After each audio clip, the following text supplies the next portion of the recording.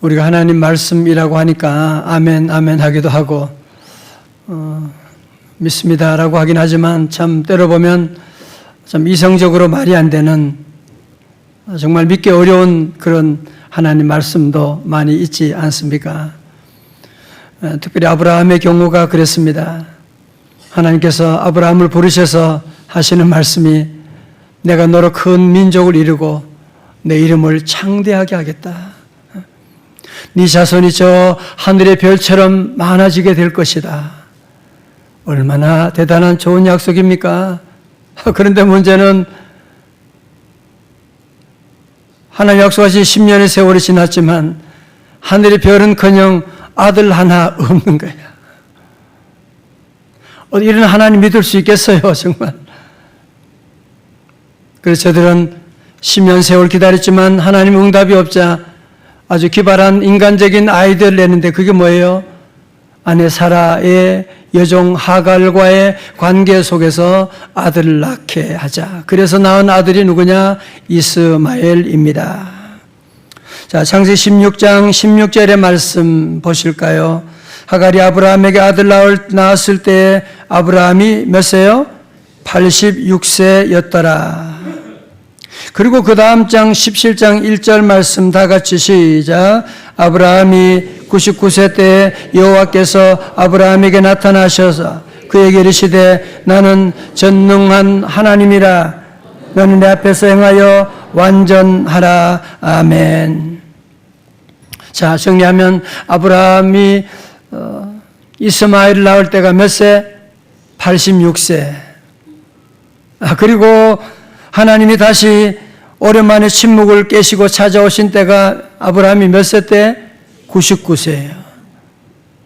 여러분, 하나님도 뒤끝이 있으신가 봐요. 그래서 이스마엘 그 사건 가운데 하나님 많이 섭섭하셨는지 무려 13년 동안 침묵의 긴 시간을 보내신 다음에 그리고 드디어 17장에서 하나님께서 긴 13년의 침묵을 깨시고 아브라함을 찾아오셔서 하시는 말씀이 나는 전능한 하나님이라 올마이리 가시다 나는 엘샤다이다 라고 말씀하시면서 너는 내 앞에서 행하여 완전하라. 그리고 17장 2절에서 내가 내 언약을 나와 너 사이에 두어 너로 크게 번성하게 하리라 하시니 5절 말씀 또 볼까요? 16장과는 전혀 다른 말씀이 선포되고 있습니다. 5절 시작. 이제후로 내 이름을 아브라함이라 하지 아니하고 아브라함이라 하리니 이는 내가 너를 여러 민족의 아버지가 되게 함이니라. 아멘. 그리고 6절에서는 왕들이 네게로부터 나오리라 하는 말씀. 여러분, 창세기 17장, 16장의 말씀이 아브라함의 실패의 장이라고 한다면 특별히 창세기 17장에서는 아브라함이 특별히 한 것이 없음에도 불구하고 하나님의 은혜가 쏟아 부어지기 시작하는데요. 아브라함은 드디어 하나님의 말씀으로 하나님의 임재로 말미암아 무려 13년 동안의 영적인 침체기를 청산하게 되고 그리고 하나님과의 언약을 갱신하게 되므로 새로운 삶을 살게 됩니다.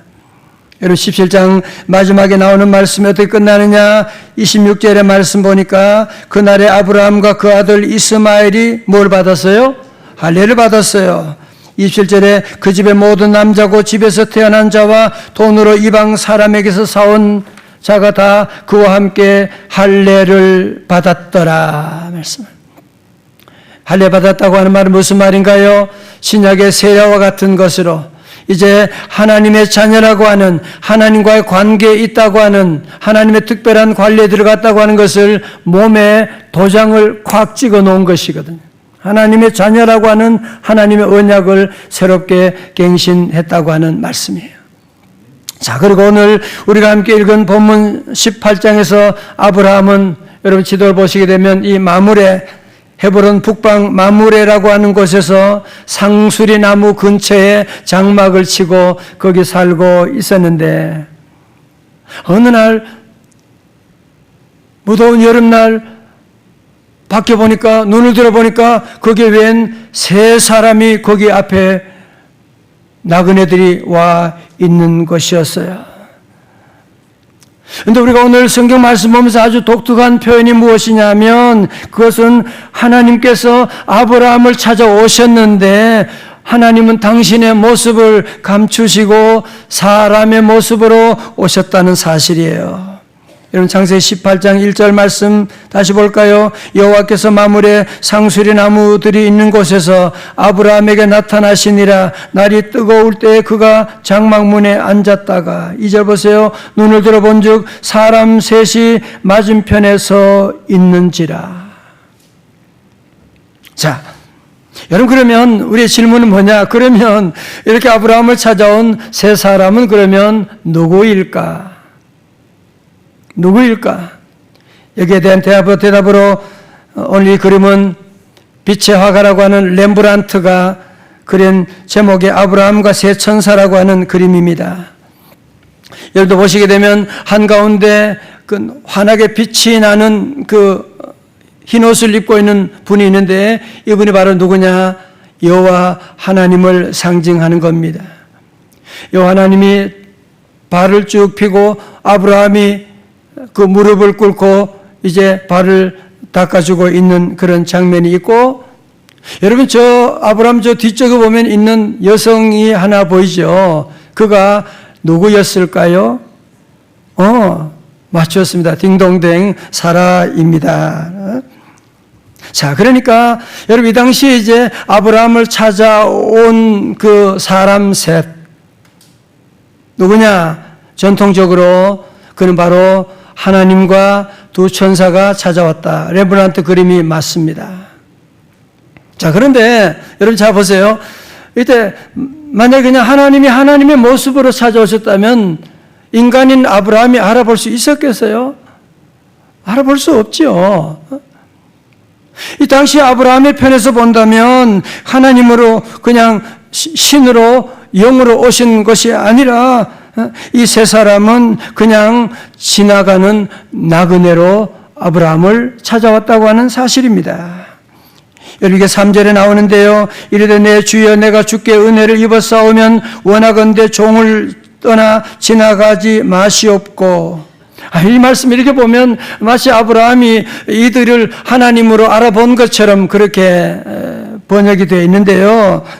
표준 세번역을 보시면 이렇게 나옵니다. 아브라함이 말하였다. 손님들께서 저를 좋게 보시면 이 종의 곁을 그냥 지나가지 마시기 바랍니다.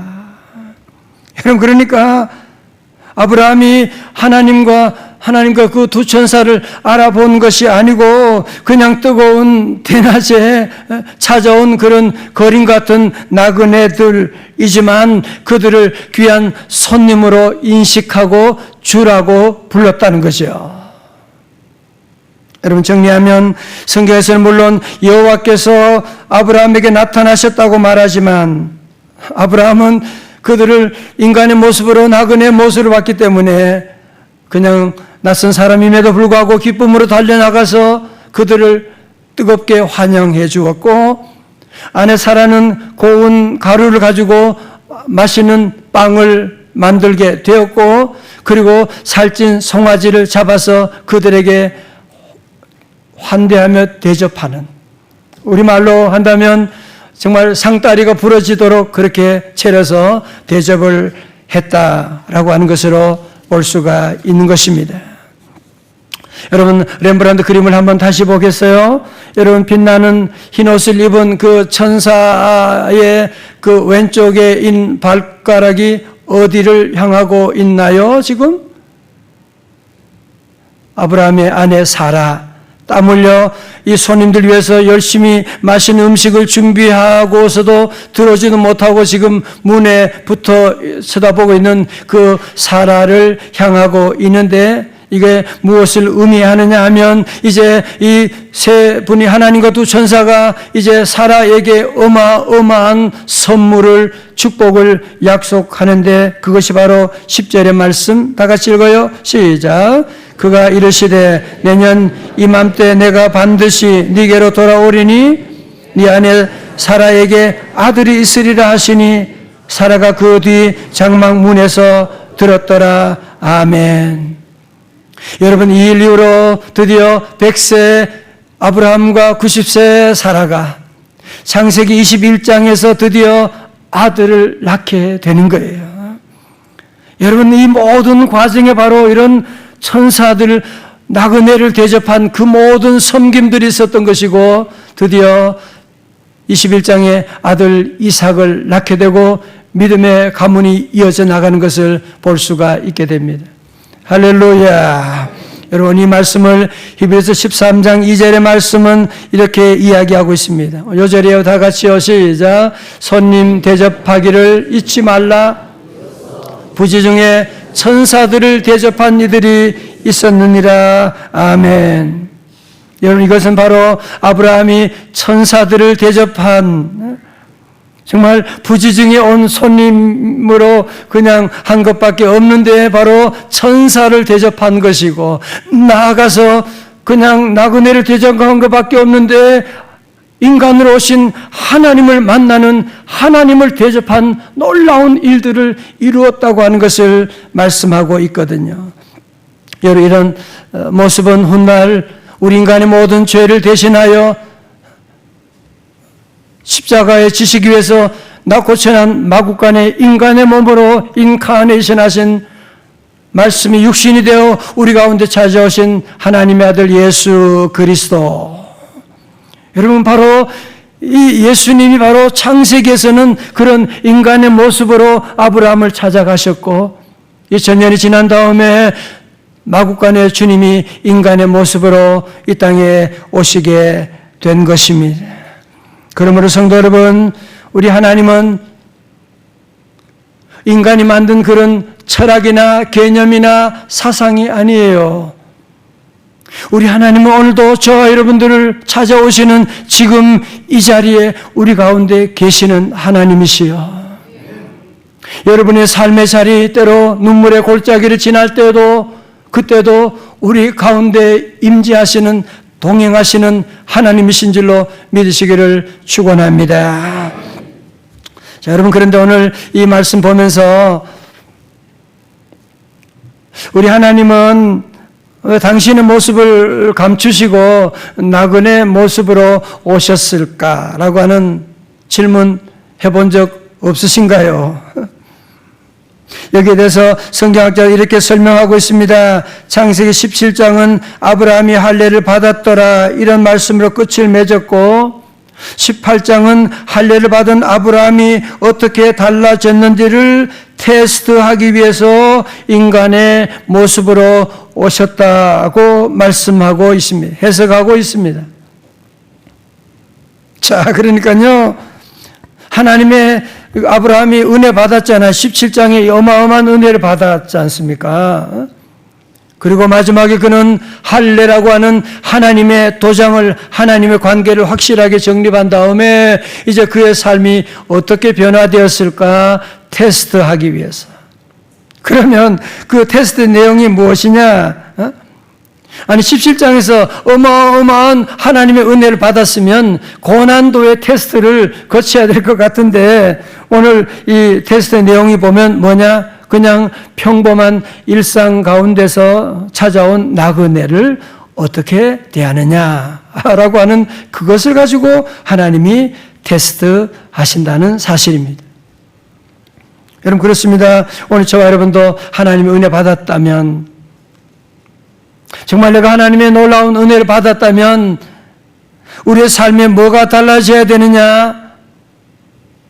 평범한 일상이 달라져야만 합니다. 자, 로마서 12장 3절에 그러면 구원받은 그리스도의 삶은 어떤 삶이냐? 우리가 구원받았다고 해서 대단한 무슨 이상한 그런 모습으로 변화되는 게 아니에요. 구원받은 하나님의 자녀들이 하는 삶이 뭐예요? 로마 12장 13절 말씀 시작. 성도들의 쓸 것을 공급하며 손 대접하기를 힘쓰라. 수술에 저보고 하는 말이, 말을 많이 하면 안 돼요. 한 달 동안 목사 보고 말도 못하게. 그럼에도 불구하고 설교하는데 여러분이 아멘 소리도 그거밖에 안 하고 성경 읽을 때도 그거밖에. 자, 우리 마태복음 10장 42절 크게 시작. 또 누구든지 제자 이름으로 이 작은 자 하나에게 냉수 한 그릇이라도 주는 자는 내가 진실로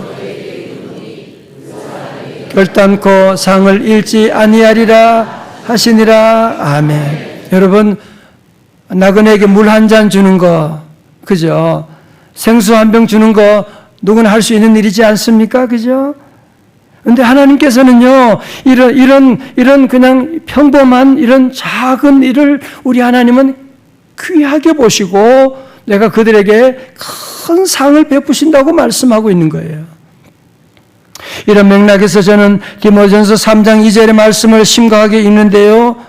여기 나오는 이 감독이라고 하는 것은 오늘날 목사나 장로 직분자를 말하는 것인데 우리 장로 되실 분들도 잘 읽어보세요. 그러므로 감독은 책망할 것이 없으며 한 아내의 남편이 되며 절제하며 신중하며 단정하며 그 다음에 뭐예요? 나그네를 대접하며 가르치기를 잘하며. 여러분, 제가 오늘 여기서 충격받는 건 뭐냐 하면 여러분 가운데 목회자, 목사에게 제일 중요한 것이 뭐냐고 묻는다면 아마 많은 분들이 설교라고 말할 것이죠.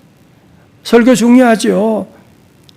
여러분, 근데 오늘 이 디모데서 바울은 감독의 자격이 뭐냐 하면 가르치기 잘하는 것, 설교 잘하는 것보다 더 먼저 뭐가 중요하다고요? 나그네를 대접하는. 나그네를 대접하는 그런 사랑, 그런 섬김을 더 귀하게 보신다고 하는 거거든요. 우리 교회 장로님, 안수집사님, 권사님들도 우리 모든 집사님들도 오늘 말씀 여러분 기억하고 구원받은 하나님의 자녀, 은혜 받는 하나님의 자녀가 이번 주간도 내 삶 가운데 무슨 일을 해야 되느냐? 특별한 거 할 거 없어요. 여러분 주변에, 여러분 회사 옆에 있는 어려워하는 사람, 목말라 하는 사람 따뜻한 커피 한 잔 사주고, 아니 그럴 돈이 없고 그럴 시간도 없으면 그냥 손 한번 꽉 잡아주고 힘내.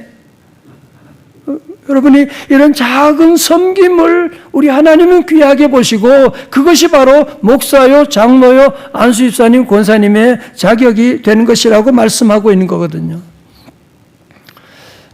제가 지난 주간에 제 친구 모친 상을 당해서 서울의 보라미 병원 장례식장을 다녀왔어요.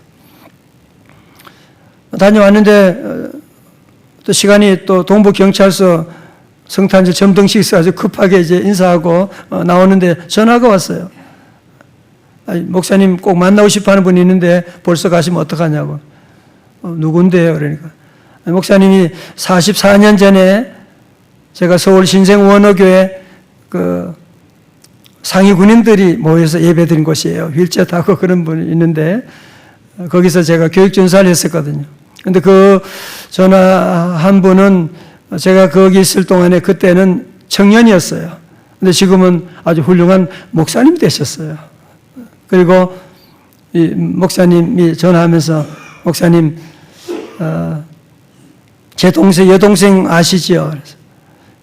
예, 그때 걔가 고등학교 2학년이었는데 그때 그분 두 남매가 교회 열심히 다녔거든요. 집안은 너무너무 어려웠어요.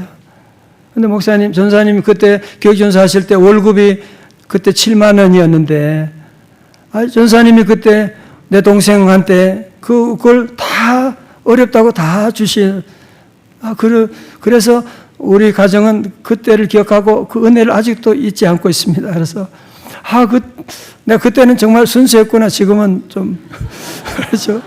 참 순수했구나라는 생각을 가지게 되고, 내가 어려운 그런 자매에게 7만 원이면 큰 돈인데 그거를 다 주고 그런 섬김을 했더니만 하나님이 그 이후로 제 삶 가운데 이런 놀라운 은혜를 베푸셨구나라는 생각을 하게 되었고 참 감사를 드렸고요.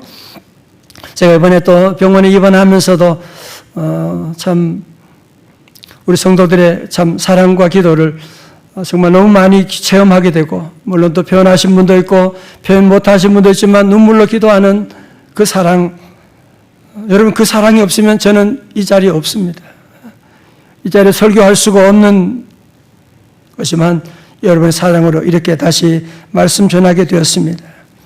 저는 목사를 앞에서 말만 할 때가 참 많지만 우리 성도들 정말 어려운 형제 자매들 돕기 위해서 헌신하는 정말 우리 주변에 낯선 그런 분들, 어려운 분들 여러분이 섬기고 나가는, 어떤 분은 아파트 옆에 있는 분 위독하니까 가족들이 못 가니까 그 응급실도 모셔가지고 가서 그런 치료받게 하고 이런 모든 것들 너무너무 감동을 받는, 여러분 그래서 하나님 우리 교회 축복하시고 우리 교회 사랑이 넘치는 교회가 된 줄로 믿습니다. 자, 오늘 시작되는 대림절 말씀 적용으로 첫 번째로 우리는 하나님의 환대, 하나님의 은혜를 많이 경험해야만 합니다.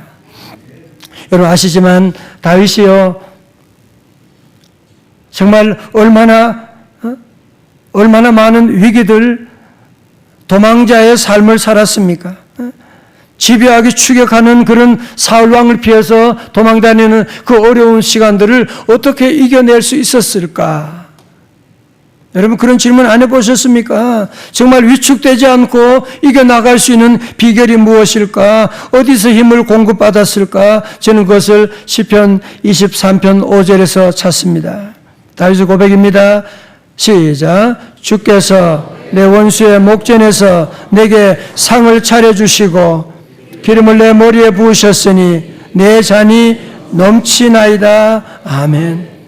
성도 여러분, 우리의 삶 가운데 원수는 항상 있어요. 사람일 수도 있고 질병일 수도 있고 관계일 수도 있고 가족일 수도 있고. 여러분 그런데 다윗은 어떻게 그 위기를 이겨나가느냐? 주께서 내 원수의 목전에서 상을 차려주시고 밥상을 차려주시고 하나님의 환대를, 하나님의 은혜를 늘 경험했다 그 얘기 아닙니까? 그렇죠? 뿐만 아니라 그는 어떻게 했어요? 주께서 내 머리에 기름을 부으셨으니 anointing, 하나님의 성령의 기름 부으심이 늘 있었기 때문에 어떻게 해요? 그 위기 가운데도 내 잔이 넘치나이다. 넘치나이다. 여러분 그렇습니다. 이 세상 어디에도 은혜는 없습니다. 정말 계산하지 않고 거저 주시는 은혜 어디 있습니까? 그런 것을 기대하니까 우리가 사기당하는 거예요. 절대로 없습니다. 은혜는 오직 하나님 한 분만 주시는 줄로 믿습니다. 여러분 그래서 우리 성도들은 이 원수 많고 환난 나면 이 세상 살아가면서 늘 우리는 하나님의 은혜를 받기 위해서 어떻게 해야 되느냐? 히브리서 4장 16절 다 외우시죠? 시작. 그러므로 우리는 긍휼하심을 받고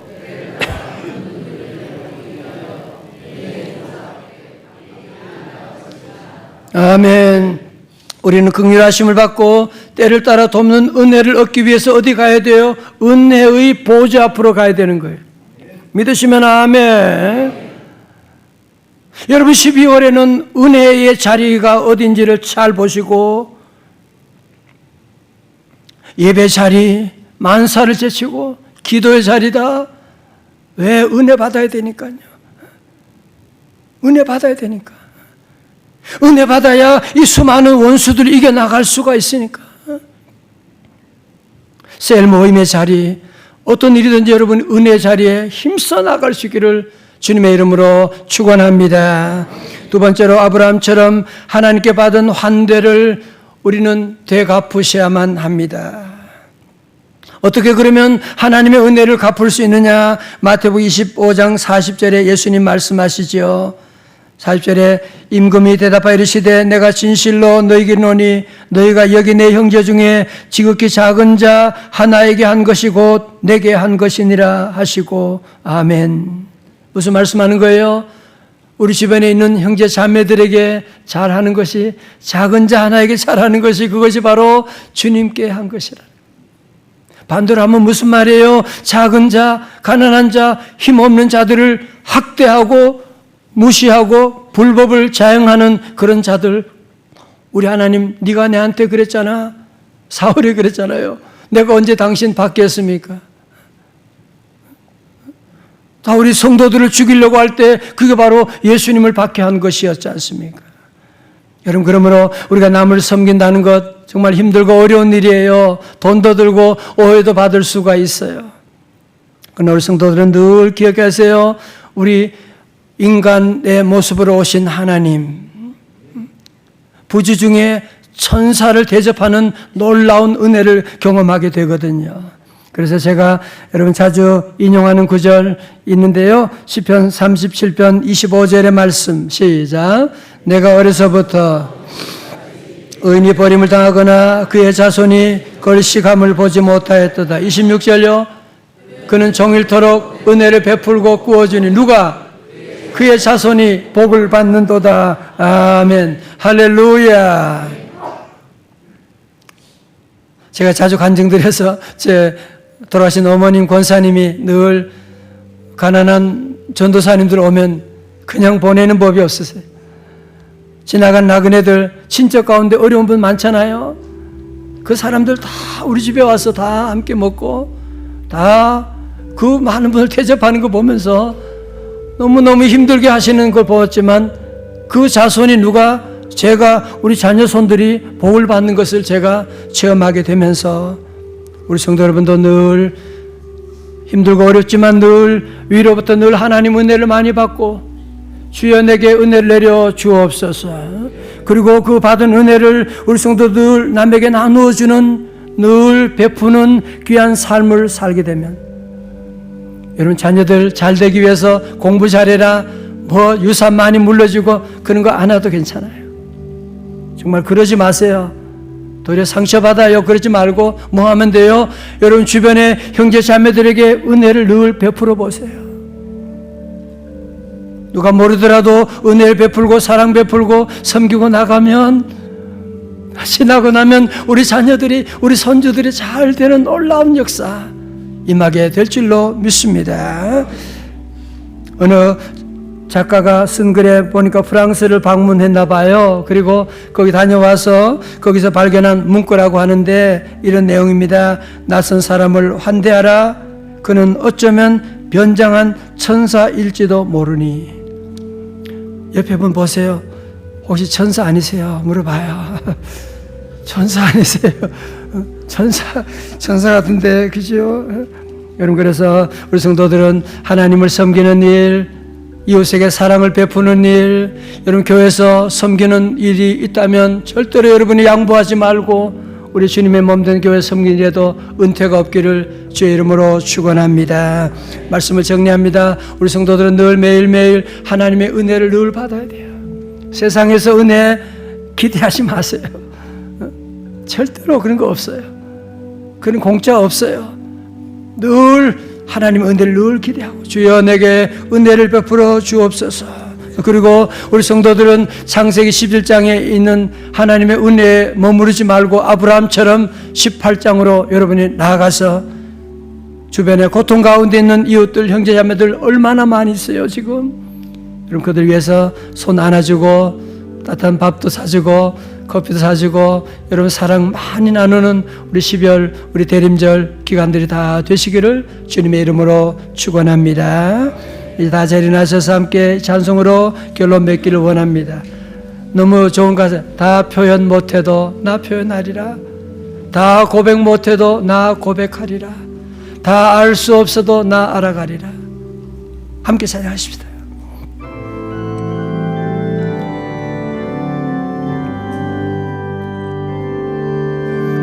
표현 못해도 나 표현하리라. 다 고백 못해도 나 고백하리라. 다 알 수 없어도 나 알아가리라. 다 닮지 못해도 나 닮아가리라. 표현 못해도 나 표현하리라. 다 고백 못해도 나 고백하리라. 다 알 수 없어도 나 알아가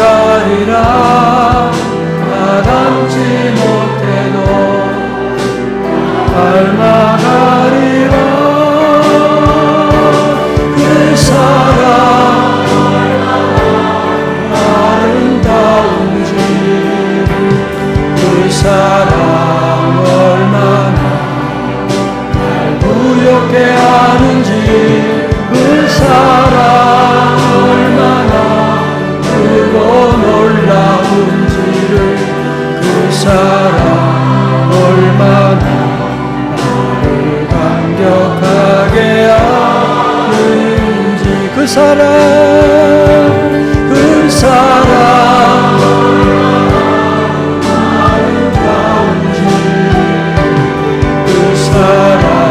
얼마나 날 부욕해 하는지 그 사랑 얼마나 놀라운지를 그 사랑 얼마나 늘 감격하게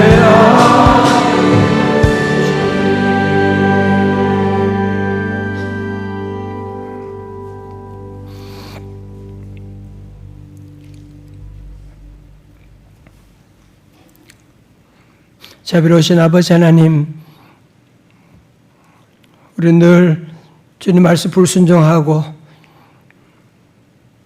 사고치고 내 멋대로 살아갈 때가 많지만 오늘도 우리를 다시 찾아오사 창세 17장의 놀라운 은혜를 언약을 우리에게 맺어주심을 감사드립니다.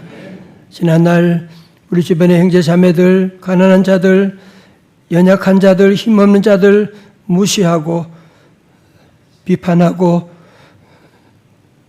죄를 용서하여 주옵시고 하나님 이제 다시 우리 곁에 변장하고 찾아오신 우리 천사들, 우리 주님 한 사람도 마음에 상처 주지 말게 하시고 잘 돌보게 하시고 잘 섬기게 하시고 이번 한 주간도 종들의 삶의 자리에서 창세기 18장을 새롭게 써가는 복된 한 주간 다 되게 하여 주옵소서. 이제는 우리 구주 예수 그리스도의 은혜와 하나님 아버지의 크신 사랑과 성령님의 감동하심과 충만하심이 날마다 하나님의 큰 은혜를 받아서 그 은혜를 되갚아주며 살아가기로 결단하는 주의 제자들 머리 위에 사랑하는 우리 대한민국 위에 한반도 위에 또 북녘 땅과 세계 선교사님 사역 위에 이제로부터 영원까지 함께하옵시기를 간절히 축원하옵나이다. 아멘.